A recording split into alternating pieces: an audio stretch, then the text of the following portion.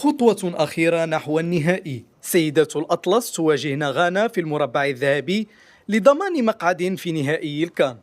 القائدة غزلان الشباك هدافة البطولة إلى حد الآن ب4 أهداف، ورفيقاتها تدخلن المباراة بعنوان الفوز ولا شيء غيره. فباستثناء تعادل المباراة الافتتاحية، لم يقوى أي من المنتخبات المشاركة على فرملة قطار انتصارات سيدات المغرب، بدءا من الكونغو الديمقراطية التي أمطرنا شباكها برباعية، ومرورا بالسنغال التي فزنا عليها بهدف نظيف أهلهن في صدارة المجموعة، ثم وصولا إلى مالي التي تجاوزناها في دور الربع بثلاثية.